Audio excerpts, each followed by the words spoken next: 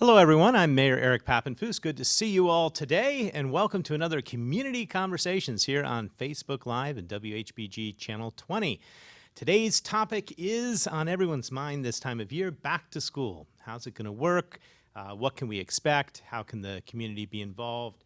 And we are pleased to be joined today by Acting Superintendent Mr. Christopher Selmer and the Chief Academic Officer for the Harrisburg School District, Dr. Susan Sneath. And before they come on, we're going to be joined by Ms. Kristen Ritchie of Comcast. She's the External Affairs Manager there, and she's going to talk a little bit about some great programs and options that are out there to encourage connectivity for Harrisburg families.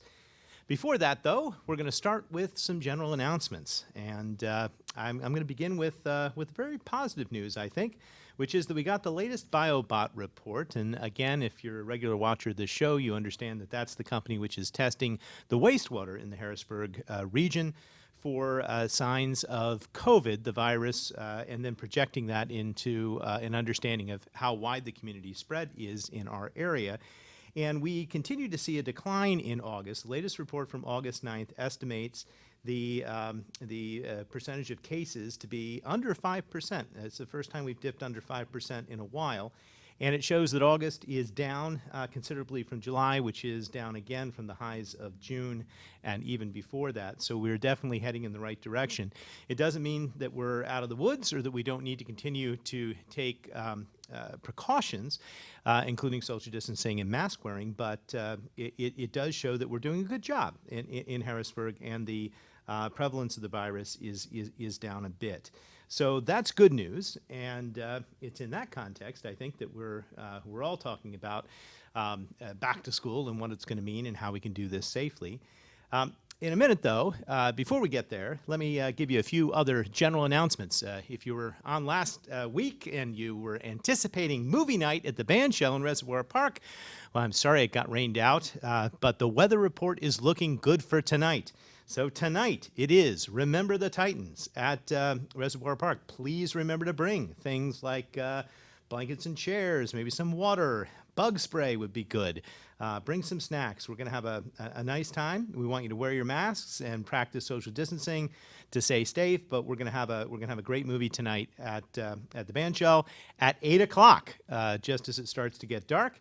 And then next week, next Friday, is Black Panther, which has been rescheduled as well. So Remember the Titans tonight, Black Panther next week, movie night at Reservoir Park. I hope you can join us, free and open to everyone. Saturday Nights in the City continues, and very pleased to see the participation and the folks that have been coming out to that. I'm hoping that people will come out and continue to support our restaurants. They really need it. The outdoor dining allows people to spread out and allows them to increase the number of tables that they're serving, which is really important for their business model.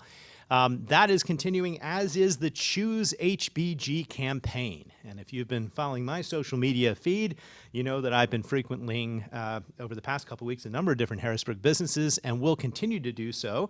We're hoping everybody will choose Harrisburg. We'll spend locally. We'll visit the website, get a sense of which businesses have signed up. We've begun promoting those businesses, and we're all focusing on hopefully spending our dollars right here in the city in a way that helps our small businesses. So Saturday Nights in the City continuing, Choose HBG continuing, and having some great success. I wanted to let everyone know that the third and final town hall for Harrisburg City Council is also scheduled for this week. It's going to be coming up. It's going to be on the 18th at 6 p.m. at the band shell at Reservoir Park. And unlike the previous two town halls, this one will not be virtual. It will be in person. It will allow people to, again, spread out at the park and ask their questions via microphone of the council members. And I've had a chance to, on YouTube, watch the first two town halls, which I thought were excellent, brought in a lot of great community support, good questions, and I'm looking forward to watching this one as well. Again, we haven't ever received so many comments about a pending bill or piece of legislation for the city before. I know City Council is appreciative of those. They're looking at a number of amendments to the proposed bill and hopefully getting this bill passed this fall. This has to do with the advisory or review board for the Harrisburg Police Department, and we hope people will come out and participate. Again, that is the 18th at 6 p.m. at the band shell at Reservoir Park. Couple other general reminders. You probably know this, but City Hall continues to be open. The Treasury is only open for in-person payments on Wednesdays. I want to send a reminder because I know people are coming other days of the week and are surprised when they find Treasury closed. There is a drop box, so you can pay your bills and conduct other types of transactions in that manner, but you can't see an actual teller in Treasury unless you come on Wednesdays. That is going to stay that way for the time being. I've spoken to the city treasurer and asked him to consider extending hours beyond Wednesday, and we'll let you know when we hear back and have a plan for that. Also, message from CRW: street sweeping has resumed again throughout the city. Street sweeping is being done specifically by CRW now. It's no longer been outsourced to a private company, but they are having trouble getting their street sweepers down certain streets because people are not moving their cars.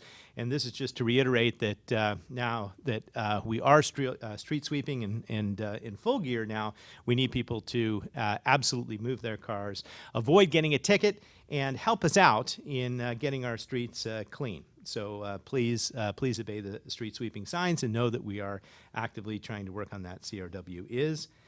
And those are our announcements today. So we're going to turn now to Comcast. And one of the reasons we wanted to have Comcast back is there's some really pretty extraordinary things out there, programs that will help families access the internet, and that this can be used for remote learning, including what we're about to talk about with the Harrisburg School District. So I want to introduce Kristen Ritchie, who's joining us, and we appreciate that very much, Kristen. So let's start a little bit. Can we talk about this program, Internet Essentials, what it is, and how people can take advantage of it? Sure, I'd be happy to. Thanks for having me on. Comcast has been offering Internet Essentials for nearly a decade, and obviously the program is more important now than ever, with so many schools needing to reach out to students virtually this year. What Internet Essentials is it's our program that's aimed at bridging the digital divide. So what we provide internet service at home for just $9.95 per month for low-income families. Anyone that receives any type of public benefits is eligible for Internet Essentials. So if your student is in the school lunch program, if you receive SNAP benefits or housing assistance, anything like that, you can enroll in Internet Essentials. And because the Harrisburg City School District was designated as Title I by the Department of Education, all families in the Harrisburg School District are eligible for Internet Essentials if you don't currently have internet service through Comcast. And the great thing that we announced early on in the pandemic is that new families that apply during this time will receive their first 2 months of service free. So as long as they enroll before December 31st, the first 2 months of service are free to those families. Okay, so it's only $9.95 per month for Harrisburg residents because of our Title I eligibility, and the first 2 months are free. So if you haven't signed up before, which is great to know. If you have the service, that also will provide you with in-home Wi-Fi? That's an enhancement we've made to the program. So if you sign up for the service, you'll receive the modem that will come with Wi-Fi, in-home Wi-Fi access. So you can hook your cell phone and your devices up to the Wi-Fi. It also includes what we call XFi, and that's a very simple digital dashboard that Comcast created that allows customers to manage their in-home Wi-Fi. So through this dashboard, you can see who's connected to your Wi-Fi, and you can also set like safe browsing modes for children. You can also control when the Wi-Fi is on. So for example, if you wanted to shut off the Wi-Fi for an hour at dinner time, or if you wanted to shut it off at night, say from like 9 o'clock at night until 8 o'clock the next morning, that way your children wouldn't be accessing their devices or getting online when you don't want them to. No, those are great controls and really helpful, and it's good to know that the modem comes with it, and that this will really set a family up for everything that they need to do for in-home learning and computing. So again, it's only $9.95 a month, first 2 months free. If you did sign up in the past and you, let's say you had trouble keeping up with your bill, are you still eligible to continue with the program? Yes, you are. In the past, we had some restrictions where if a family owed Comcast money from a previous account, they weren't eligible for Internet Essentials, but we've lifted all those restrictions. So even if families have money that they owe to Comcast, they can still enroll and get Internet Essentials. We obviously know how important Internet is to everyone at this time. So we're making sure that, it can be available to everyone that needs it. Okay, that's great. Great to know. So if maybe your account isn't in good standing with Comcast because of past amount owed, you can still make sure that you sign up and still take advantage of this program for the back to school year. Now, another thing which Comcast is doing, I know, which has been very helpful, is that it has opened up sort of public Wi-Fi hotspots. Can you talk a little bit more about that and what that means for the average person looking for Wi-Fi? Sure. We have nearly 2,000 outdoor public Wi-Fi hotspots throughout the city. In the past, those were open just for Comcast Xfinity customers. But what we did at the start of the pandemic is we agreed to open those Wi-Fi hotspots for everyone. So even if you're not a Comcast customer, you still have access to those Wi-Fi hotspots. And that will continue at least through the end of this year as well. Right, you've pledged to keep those open through the end of this year, so that would certainly mean all fall as people are going back to school, which is great to know.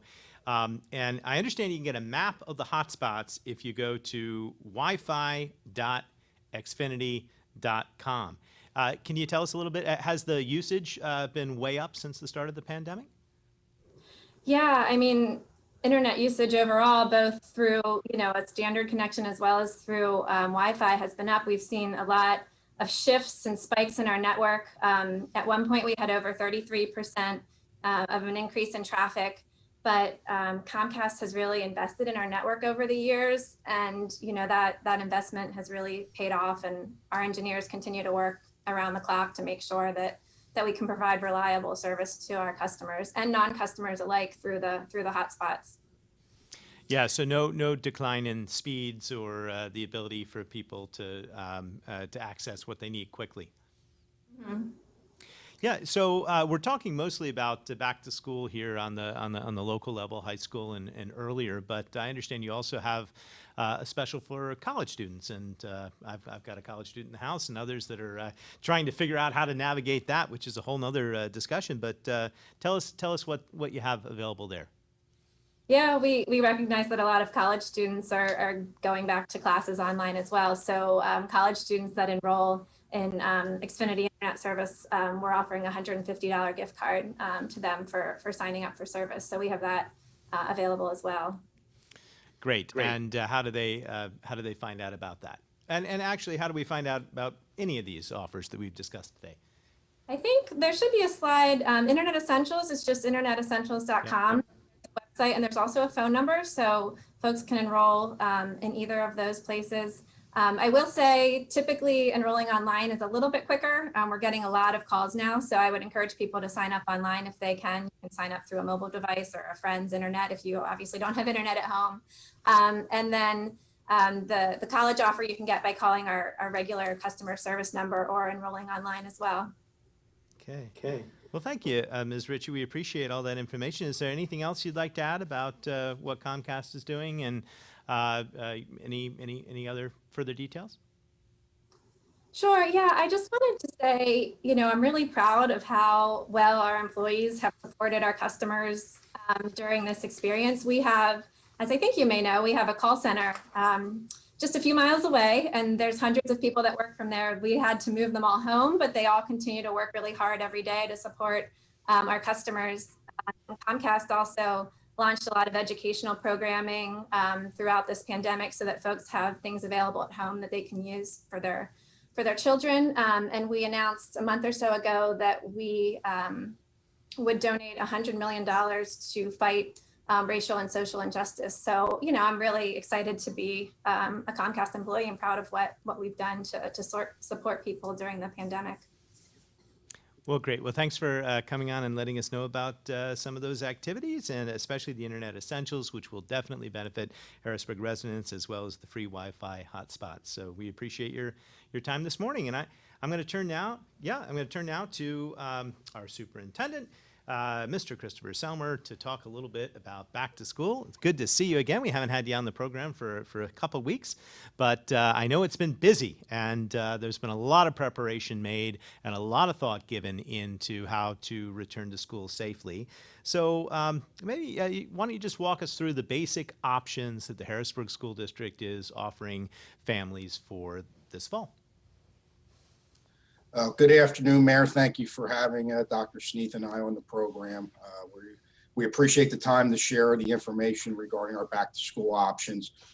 As you alluded to, it's been really a long process, many factors to consider, and ultimately we landed on, at this point, health and safety had to be the number one factor in our decision-making process, which led us to the options that we presented to our Harrisburg School District community. I presented at the end of July what we would be proposing, which was then approved this past Monday by our receiver, Dr. Samuels. Two options that we are proposing. Option A and option B are both 100% online virtual start, but the difference is option A, we're calling our pathway to classroom instruction. And when safe, if you are in option A, you will start 100% remote. You'll start with Harrisburg School District teachers, scheduling, etc., which Dr. Sneath will talk about in more detail in a little while.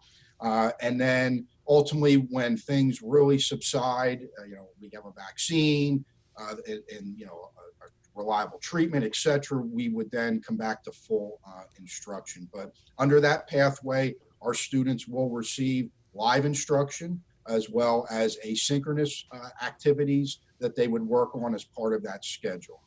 If a family chooses option B, which is our Harrisburg Virtual Learning Academy, for our families, based on our survey data that we conducted over the summer, it was clear that no matter what, some families, short of a vaccine, short of a reliable treatment, or that this virus completely subsides and goes away, that they would not be comfortable sending their children into brick and mortar, even if it was a hybrid model that we're proposing in option A. So for those families, we have our Harrisburg Virtual Learning Academy. The difference with that, though, it is an asynchronous model where students will be online learning.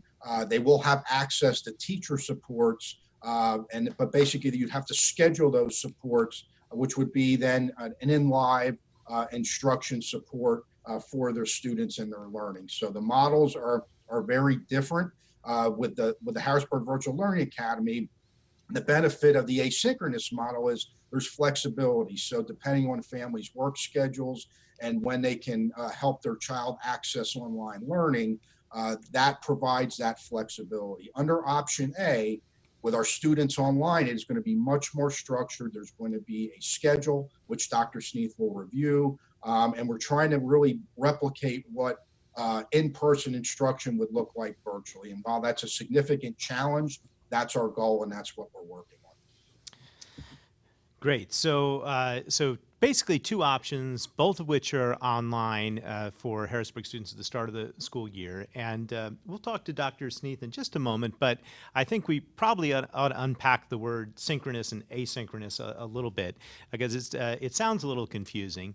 But I think what you're describing is that the main difference between the two options has to do a little bit with how the instruction's working. So could you just explain again asynchronous versus synchronous? Sure. Again, synchronous, it would be in-person instruction like you would get if you were in person in our school. So there will be a schedule where a Harrisburg school district teacher will be live while our students are on their devices delivering specific instruction that matches our curriculum that they would be receiving within our in-person instructional model. And so the asynchronous is really, it's self-regulated.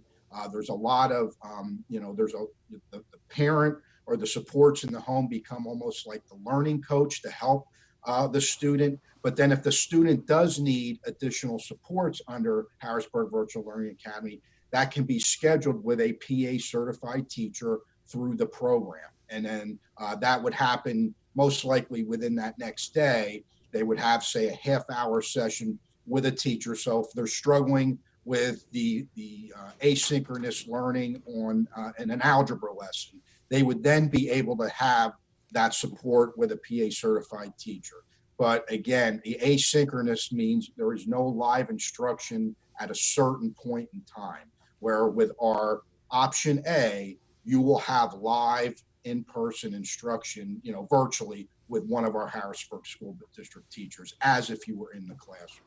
And again, the models, were presented to allow parents options even within a virtual environment, because we understand that all our families have unique circumstances. They may have unique work schedules, supports, etc. And that's why we went with the two options. Even though both virtual, they are very different and distinct. No, thank you. I think you did a good job of explaining the difference between the two, and it's nice. It's good to have multiple options. Do we have any sense at this point as to how many families are signing up for one versus the other? Yes, and it's interesting, and it's starting to trend, in a way that we kind of anticipated, because several weeks ago, before we announced the full plan, we did come out of the gate, so to speak, with the Harrisburg Virtual Learning Academy. And at that point, our families didn't have the full plan of option A. So if I'm a parent, and the only virtual option I believe I have is Harrisburg Virtual Learning Academy, and I know I'm concerned with COVID, etc., I'm going to enroll my child in that. So we've seen a major uptick in that. What we're starting to see now that we have option A in place, and our families are understanding that, it starts virtual, they're with Harrisburg School District teachers, but that at some point, when it's safe, we have a method to transition to in-person instruction in our buildings. We're starting to see families go to option A, because they understand that ultimately they want their children back in a brick and mortar live instructional setting. So from a number perspective, I believe, and Dr. Sneath can certainly, correct me when she comes on if I'm wrong here, but the last numbers I looked at, we were over 500 enrolled. I would say it was almost close to a 50-50 split between K5 and 612 with our numbers. It was like 250, 275 in each bucket. But just a few weeks ago, that number was closer to 1,000. So we are starting to see a transition back now that our families are starting to clearly understand what the options are. And the commitment with HVLA that we also want to be clear with is, if you choose HVLA, we're asking for a commitment of one semester in that model. And that's very similar to what many other school districts are doing, because the disruption of having students jumping back and forth week to week would be just too disruptive, given all the challenges we have just to be able to present these models and deliver them effectively. Okay, and it also seems as though, certainly from a vaccine and a mass testing standpoint, we're not looking to have those really until 2021 at the earliest. So asking for a semester commitment would not preclude a family from switching from option B to option A to begin the new year in 2021.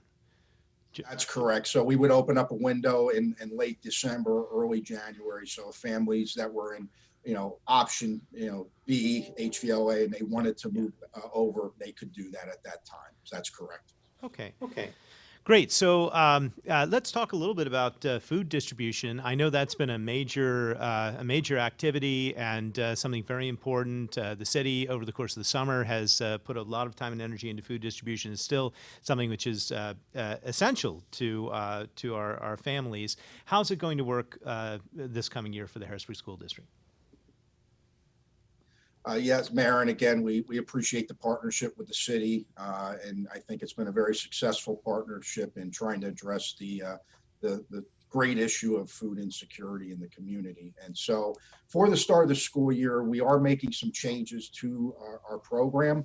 One of the major changes is we are going to have grab and go distribution at all of our sites for the start of the school year. We want to create additional accessibility for families and students, because what Dr. Sneath will review in a few minutes is the schedule for option A. Dr. Sneath and the team have worked in a lunch period, essentially, like if our children were in school. So during that period, for the days, or we're going to go 2 days a week, a Tuesday and a Thursday at this point for grab and go, we want to give our students the ability to, leave their home if they need to walk down to the school, receive their food, and then they go back and then they're ready for their afternoon of learning. So we are going to open it up to start the school year with all our sites. The other change we're making is, though, after the week of Labor Day, at this point is what we're targeting. We actually are going to also have a dinner component to our grab and go. So as you know, Mayor, we've done breakfast and lunch, and then the community effort with community policing in the city has really come in working with the food bank to give, family, size products, et cetera, for the community. So while, the evening meal won't provide, that type of quantity, it will provide another meal for our students through our program. And this is all through the community eligibility provision program, just like our breakfast and lunch. So we're excited that we're going to be able to expand that service for our families during the start, for the start of the 2021 school year. That's great, and it shows you how in sync the program is to be able to actually have a lunch break. That's synchronicity in action. So we talked a lot, I think, over the course of the spring about device distribution. I know a lot of devices were put out into the community. Were we able to complete that? Do you have any updates for us on where we stand with regard to device distribution? Yes, Mayor, there was a tremendous effort in the spring. Obviously, COVID was dropped on all our laps, and we had to all respond quickly. And so I'm very proud of the Harrisburg School District, the academic team, the information technology team, and the job they did to get the number of devices we were able to distribute in the spring. What we've been working on over the summer is, to start this school year, we knew we had to take our academic programming to the next level. And for us, that meant a planned enrichment model was in the spring, and that we would transition to a planned instructional model to start the new school year. And part of that, being able to connect enrichment to planned instruction, was the device piece. And so what we've done, we've procured thousands of more devices over the summer, laptops and Chromebooks. And I'm pleased as we head into the school year, we're only waiting for one more shipment of Chromebooks, which are another 1,000 Chromebooks that are due in hopefully next week at this point. But at that point, we will be a one-to-one school district, technology to student. And so that is going to be critical to the academic programming that Dr. Sneath will talk about in a few minutes. So we are going to be doing another full-out device distribution the week of August 24th. Most likely it'll be 4 days that week. We're also, similarly to what I mentioned with food service, we are looking to expand that distribution across all our sites as well. We really want to make sure, heading into this new school year, that we're doing everything we can to make it as easy as possible for our families to access these critical resources to start the new school year. Oh, that's great. Thank you. Thanks for that update. And is there a new partnership with Tri-County that you'd like to talk a little bit about? What a beautiful partnership that has come to fruition, and we jointly announced last evening that Tri-County, through their CARES funding, is going to allocate $160,000 to the Harrisburg School District for the 2021 school year to help us work with partners like Comcast to continue to close the digital divide for our students. So we are very excited about that funding. We are so appreciative to Tri-County for their willingness to partner with the school district to support the community. So we will be, over the next couple of days, working out the final details of our process because there are reporting requirements, and I know the mayor knows this well with federal dollars, that Tri-County will need to provide the Tri-County on the efforts of who will receive devices and the procurement of those dollars. So we still need to work out some final details, but ultimately we are going to be looking to partner with Comcast. Krista and I had a great conversation before the call regarding some of the logistics that and we've been in contact with each other over the past couple of days, working through this, and then also Verizon as well will play a role as far as hotspots for some of our most needy students that need additional support and flexibility. So very excited, Mayor, that we were able to forge this partnership, and we are looking to provide this access and support essentially for one full year, which would mean through next August of 2021. Because as Dr. Sneath will talk about, I'm sure, we're already thinking about next summer, even though we know we have a lot to do now, given our concerns over regression, additional supports for our students. We're already starting to think about, once COVID's over, what can we do as a school district to also ramp up efforts? And we believe this connectivity with technology will absolutely be required. And honestly, it's going to be required moving forward, because when we come out of COVID, education will not be the same as it was in March prior to COVID. And technology, devices, and et cetera will continue to play a prevalent role in our educational delivery in the Harrisburg School District. Sure, I couldn't agree more. And these changes are long-term and important for the community as we move forward. So thank you, Mr. Superintendent. Appreciate those updates. And let's turn now to Dr. Susan Sneath, who is the Chief Academic Officer for the Harrisburg School District. And if it's all right, maybe we could just start briefly talking a little bit about teachers, and then we'll talk more about students. But I'm curious what the district's been doing to basically help prepare teachers for this new type of delivery of remote instruction, and how it's going to work for them, since they'll actually be sort of reporting on a daily basis and giving these lessons virtually. Good afternoon, Mayor. Yeah. Yes, preparation of our teachers. I'm going to say that our teachers are experienced instructors. I think the piece that our teachers that is most important right this minute is to provide the professional development for our teachers so that they can take their craft that they typically share with students in the classroom and convert it to a remote setting. The other part, I think, that is Mr. Selmer alluded to, is that our teachers need to be more adaptable and flexible than they ever have before. It could potentially occur that we start online and we deliver our instruction in a virtual setting, and then students come back in a month, and we have to take what we're doing online and seamlessly make it in-person instruction. But then it is also possible, with the way that the disease has fluctuated throughout the time of it, that they might have to go virtual again for a couple days and then back in the classroom. So that adaptability, I think, is probably the biggest challenge, that they're going to have to think through what their virtual classroom looks like and make it as close to what their in-person classroom could look like when the students are ready to return. So that's the big challenge. Preparing them and giving them an opportunity to get their head around that kind of adaptability has been one of the goals of even changing the district calendar. So prior to this, our first day of school was planned for August 24th. We pushed back the first day of school for students to August 31st so that we had one full week of intensive professional development for our teachers, so that our teachers felt prepared and ready to reach every single one of our students in Harrisburg. So the teachers will be reporting to the actual schools for that first week, or between the 24th and 31st, or is all the development also virtual? Time, all of the professional development is planned virtually at this time. So our teachers are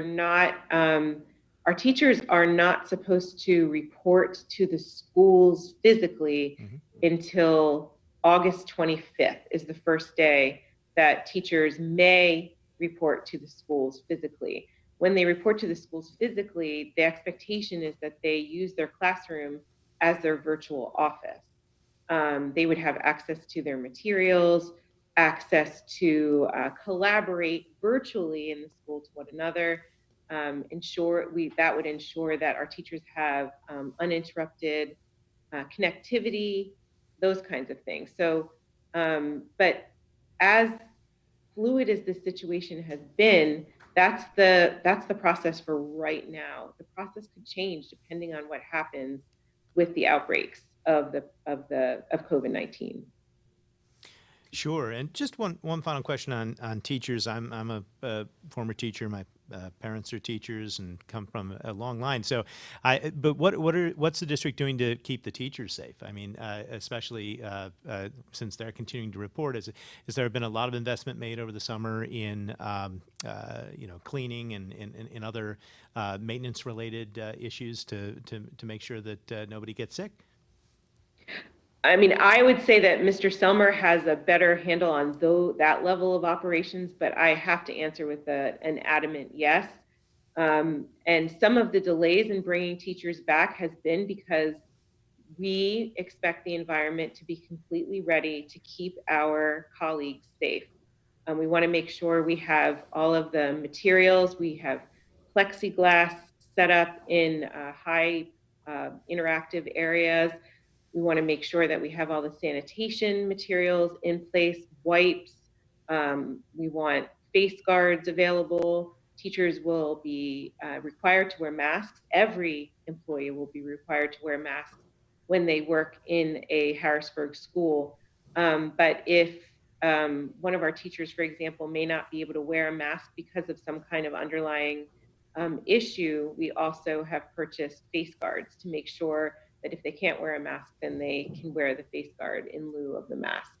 A great deal of time has been put in by the pandemic committee to think through all of these safety precautions that need to be made for our teachers and then also for our students when they return as well. Okay, great. Well, Mr. Superintendent, you want to add anything to that? Thank you, Mayor. Yeah, no, Dr. Sneath shared some great information, and the situation is fluid. A month ago, the full intent was to bring all our teachers back on the 17th to deliver instruction from their classrooms. Certainly, we've continued to evaluate. We've done surveying of our teachers recently.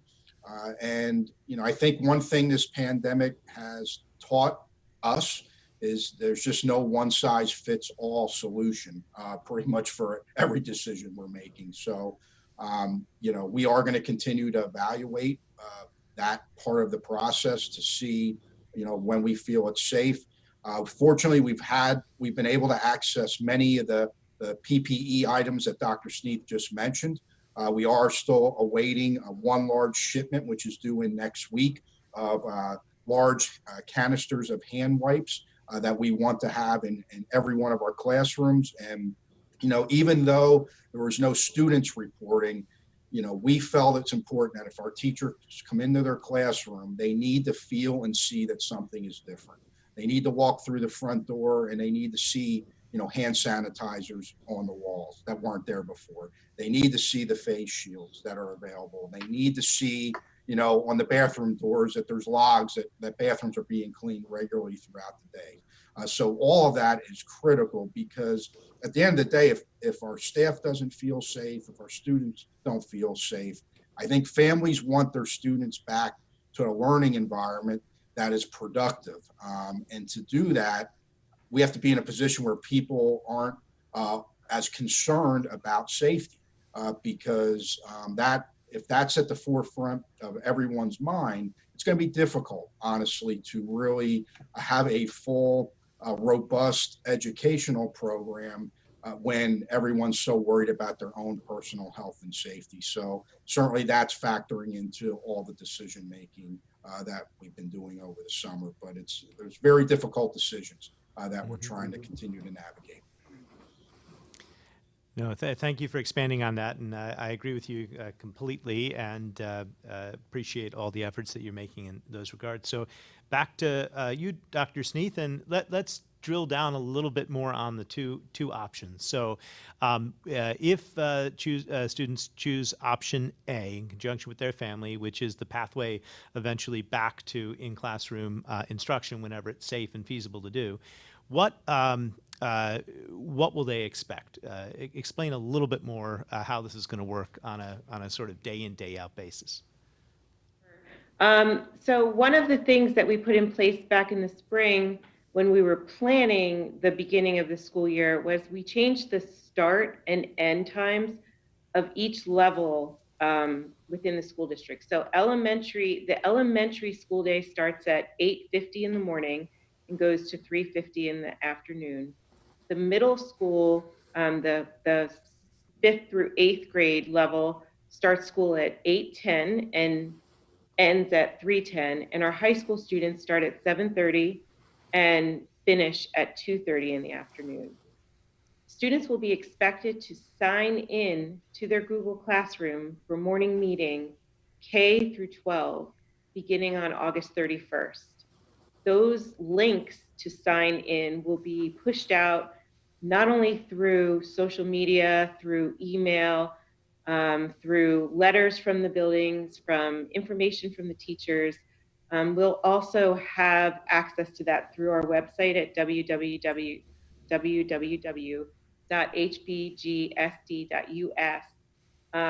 so that the first day of school, everybody is prepared and ready to sign in to their Google Classroom to meet their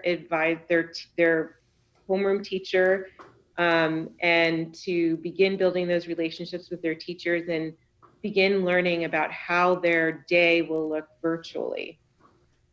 At the elementary level, it's really important to us that we keep the instructional minutes appropriate for each of the content areas. So what we plan to do is to put our elementary day into blocks of learning. So for example, an elementary student, a K-4 student, should have about 120 minutes a day of English language instruction. So that part of the day could look synchronous, where the teacher is talking to the whole class through a Zoom and then giving directions through the Google Classroom of students to work, to log off the Zoom and to work online independently, to perhaps go offline and write, or come back online later to have a discussion about something that they read.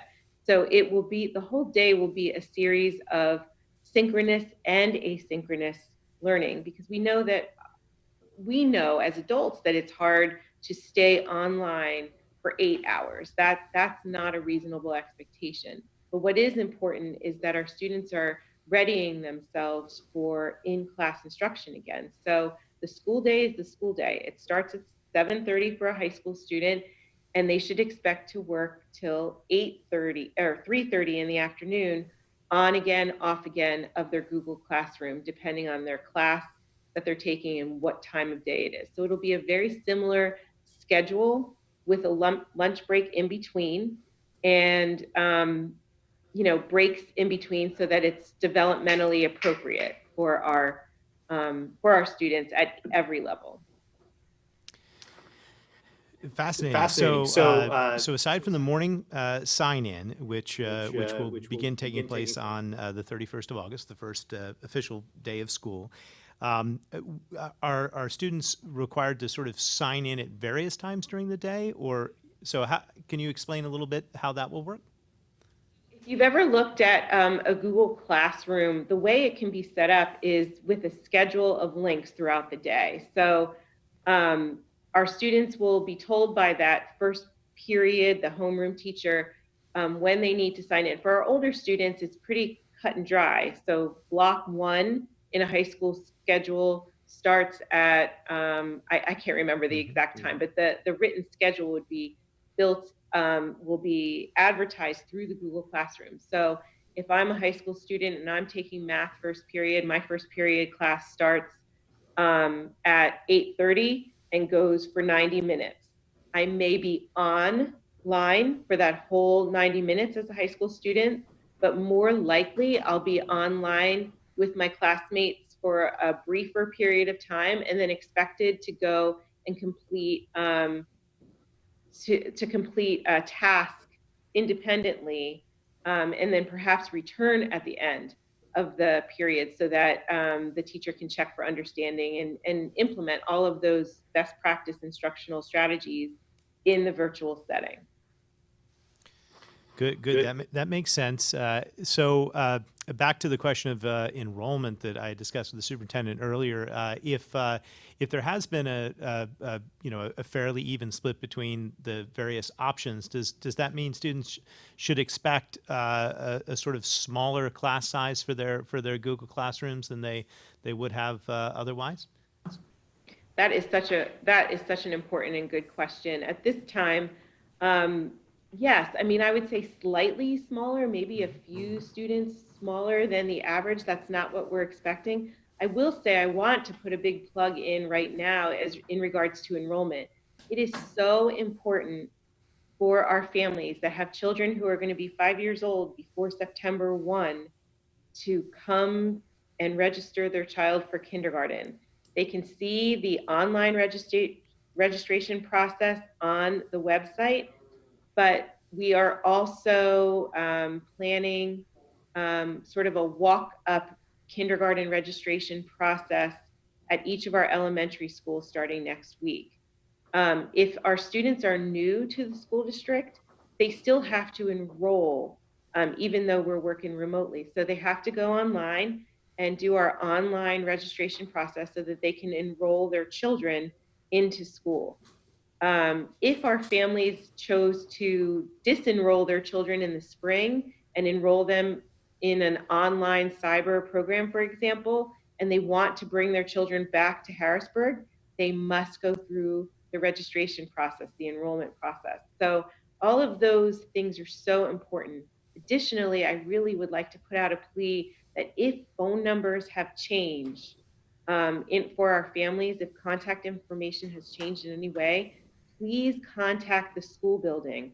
Our principals are in the schools, our secretaries are in the schools, and update your phone numbers, because that's how we're sending out information, automated calls.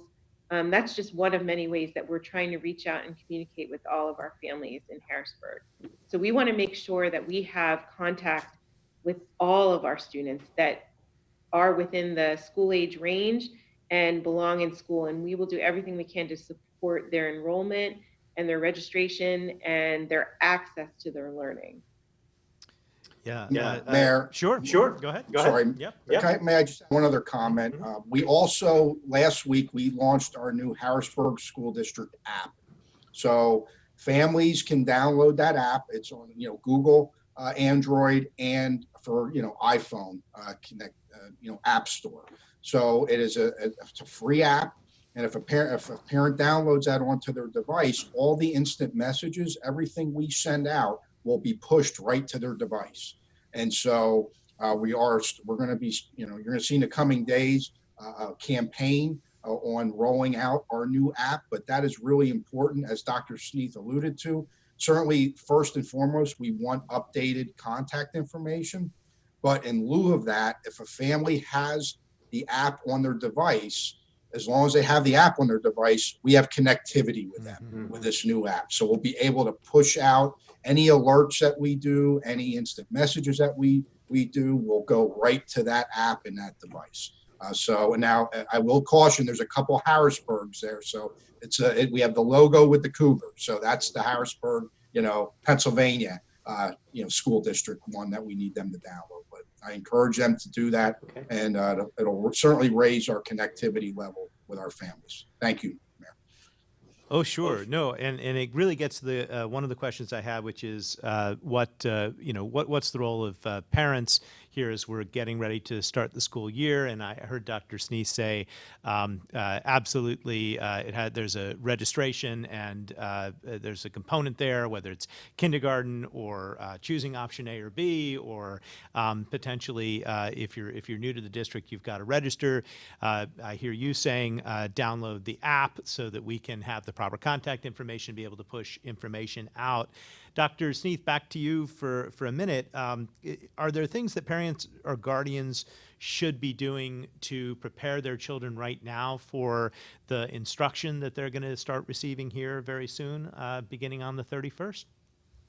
I think that's a really great question. I think what the best way to partner with the school district is to make the first day of school the first day of school like any other year.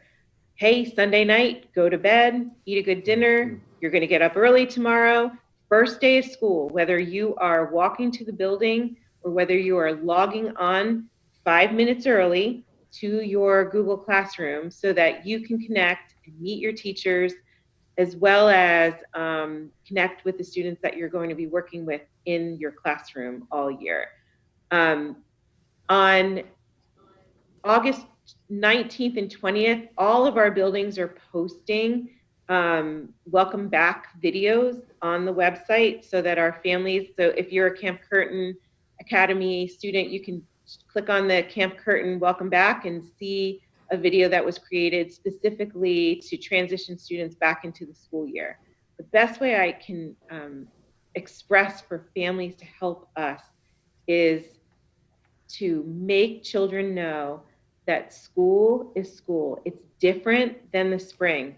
It's not, it doesn't start later in the morning. It's not optional. It's not when you can fit it in.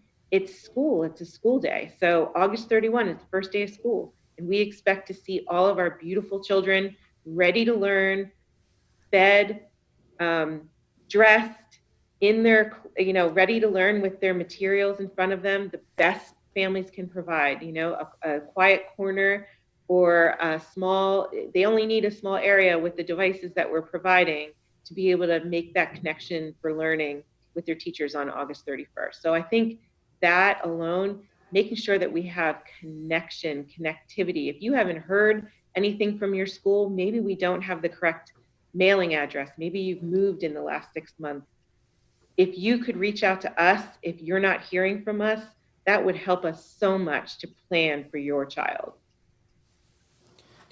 I think good advice in many ways, even though we're going to be online. Treat the first day of school like you've always treated the first day of school, and focus on some sense of normalcy when it comes to sleep patterns and having a defined workspace within the home for each child.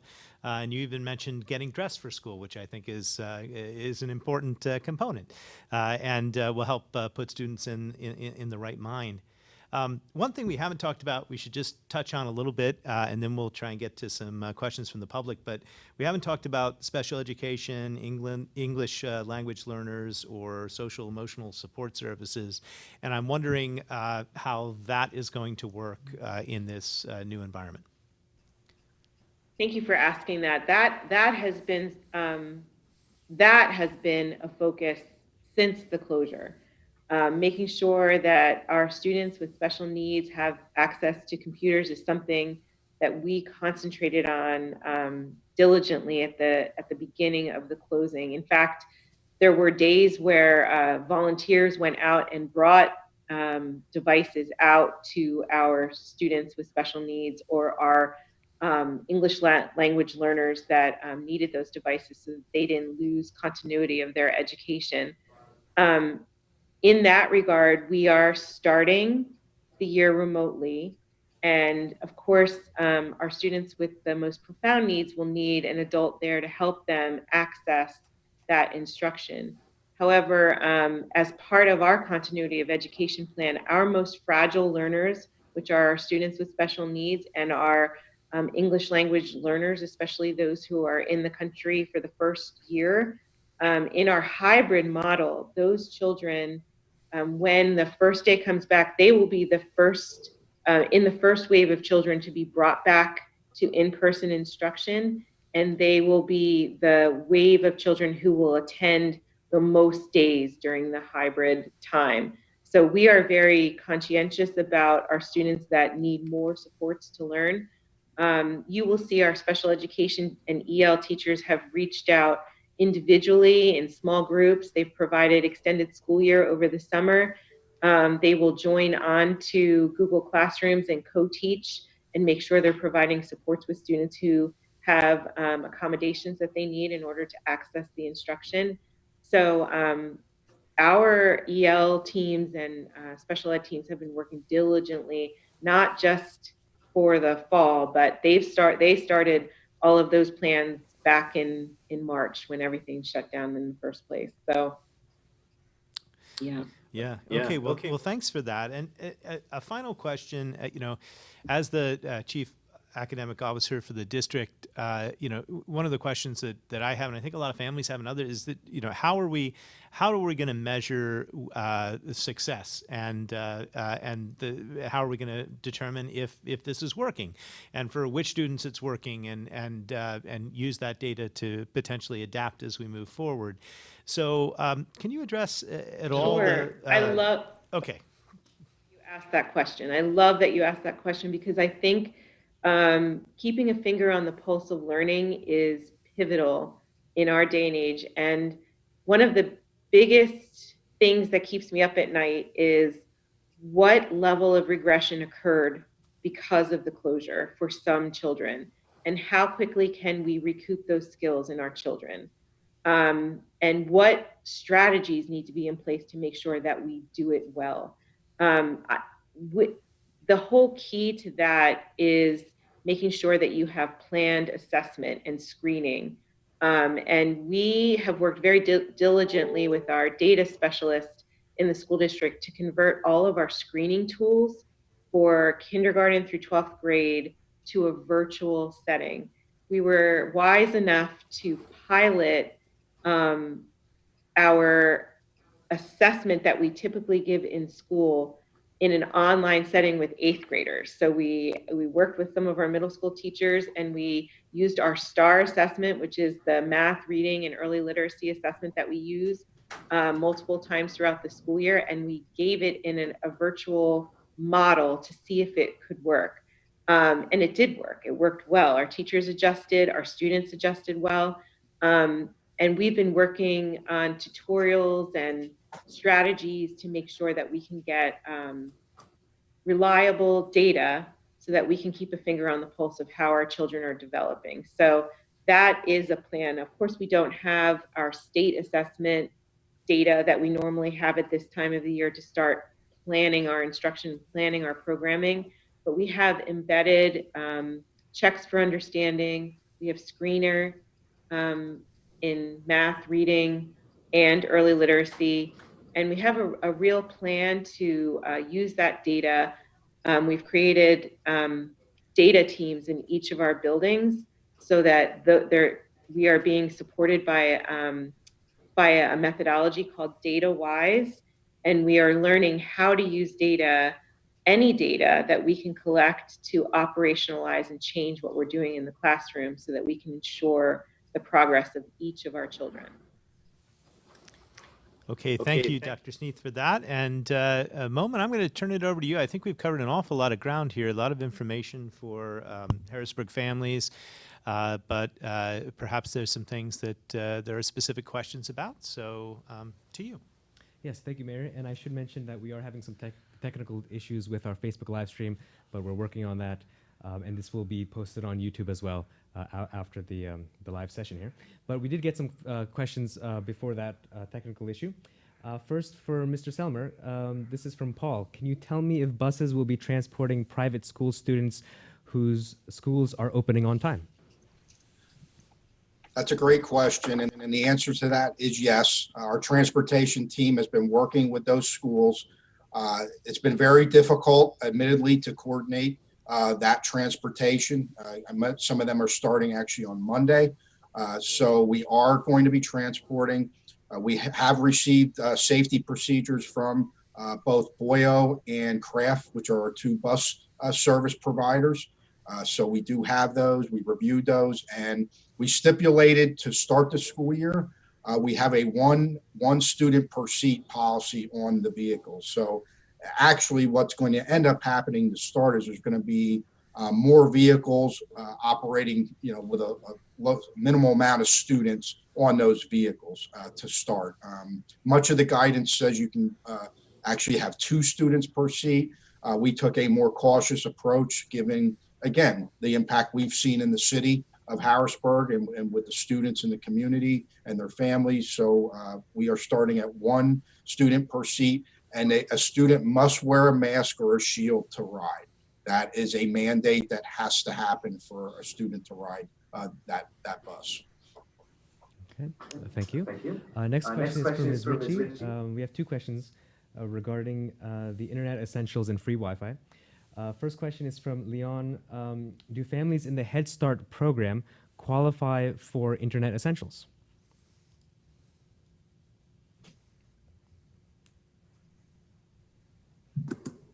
Sorry, I was on mute there for a minute. Yes, they do. I appreciate that question. Any family that's enrolled in Head Start also qualifies for Internet Essentials. Okay, great. Next question is from Maddie. Regarding the free Wi-Fi, how do people apply for that, and how do people find that? So if you go to the wifi.xfinity.com website, you can search for Wi-Fi hotspots. And whenever you're in the range of one of those hotspots, if you pull it up on your phone, it'll prompt you to enter a username and set up a password. And then you'll be able to access the Wi-Fi hotspots, the public Wi-Fi hotspots. So some of those are outdoor hotspots that Comcast set up in areas where we believe people would need access. And then some of them are with partners through Comcast Business. So businesses that have Comcast internet service have the option to set up a public Wi-Fi hotspot as well. So it's a combination of those 2 hotspots. And if you go to the locator, you can type in your exact address and it'll show you the hotspots that are closest to you. Okay, thank you. Next question from Brenda for Dr. Sneath. What would happen with the students from special education, nonverbal, that cannot benefit from the current plan? That's such a good question, and that's probably been our biggest concern and worry. So you're talking about our students with profound special education needs. Some of our children that are nonverbal or with autism or multi-disabilities. We have been really working, our teachers have been really working with the adult at home who is with that child throughout the closure to work through learning and strategies and IEP goals. But as I said earlier, those are the children, those are our most fragile learners, and those are the children that we are most anxious to get back into school. And when we do get back into school, they will be with us for the largest number of days. Of course, with all of the precautions and all of the protections that we can possibly provide. But we are really working hard. Our teachers are really working hard to work hard with the adults in charge in the homes of those children. Okay. And another question here, Comcast related. Ms. Ritchie, from Leon, I would like to know if our preschool families qualify for the Comcast program. So as long as the family receives any type of public assistance, if you receive Medicare, SNAP benefits, SSI, if you're enrolled in Head Start, any family, there's a list. If you go to the Internet Essentials website, there's a list that shows all of the public benefits that would allow you to qualify for Internet Essentials. All right, thanks. And I believe that's all the questions for now. Okay, Momin. Thank you. Thanks very much. And I want to thank all of our guests today. It was a great conversation. If some people missed it on Facebook, I'm sure that they'll check it out on YouTube, where it will be archived along with all of our community conversations for a repeated playback. And again, next week, we're going to be talking about testing. The Red Cross will be here to talk about how people can stay safe as people are returning to school. So we'll continue this conversation then. Thanks again to the superintendent, the chief academic officer, and to Comcast for joining our show today. And thank you at home for watching. We appreciate it very much. And we'll see you again next week at noon on Facebook Live for community conversations. And until then, I'm Mayor Eric Pappenfuss saying stay safe, be well, and we'll see you next week.